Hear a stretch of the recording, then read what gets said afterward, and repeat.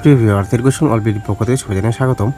আমি গত ক্লাসে করেছিলাম ঘনমূল নির্ণয়, যেমন আয়ের ঘনমূল কীভাবে নির্ণয় করব ওইটা নিয়ে আজকে গত ক্লাসে আলোচনা করেছিলাম। আজকে আমি দেখবেন আপনারা যে থাম্বনেল দেখে যেটা বুঝতে পেরেছেন আসলে ঠিকই, আমি একটি অঙ্কর সমাধানের মধ্যে বাকি অঙ্ক যেগুলো আছে সবগুলোই সমাধান করা হবে। গত ক্লাসে করেছিলাম আয়ের ঘনমূল নির্ণয় করা। আজকে আমি এই যে আয়ের ঘনমূল নির্ণয় করে দিচ্ছি, ওই অঙ্কটা যে না দেখে থাকেন মানে গত ক্লাসে, অবশ্যই আপনারা দেখে নেবেন।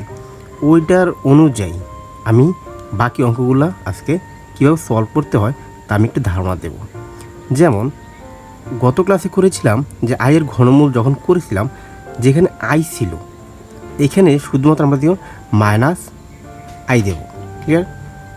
যেখানে আমার আই থাকবে এর জায়গায় আমি -i দিয়ে অঙ্কটা যদি আমি ক্যালকুলেশন করি, যেই মানটা আসবে ওইটা ঠিক সেম মানটাই হবে, যে উত্তরটা। ক্লিয়ার? আশা করি বুঝতে পেরেছেন।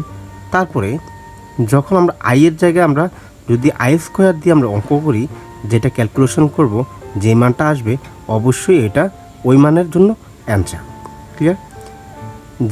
যে গত ক্লাসে যেটা করেছিলাম যে আই যে জায়গায় ছিল ওই জায়গায় আমি -i² দিলে যে ক্যালকুলেশন করলে যে মানটা হবে এটাই হবে আয়ের ঘনমূল নির্ণয় করা।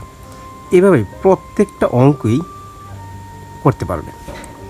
যেখানে আই ছিল এইখানে আমরা যেই মান নিয়ে আমরা কাজ করব ওই মানটা বসাই দিলেই আমাদের আয়ের রেজাল্ট পেয়ে যাব। তো এই সব একটা অঙ্ক, যেমন গত ক্লাসে যে অঙ্কটা করেছিলাম, যদি আপনাদের না দেখে থাকেন অবশ্যই দেখে নেবেন। দেখে যে বাকি অঙ্কগুলো আছে, যে মানগুলো দিয়ে রাখছি, এই মানগুলো দিয়েই ট্রাই করবেন যে আসলে অঙ্ক করে রেজাল্ট পাচ্ছেন কিনা।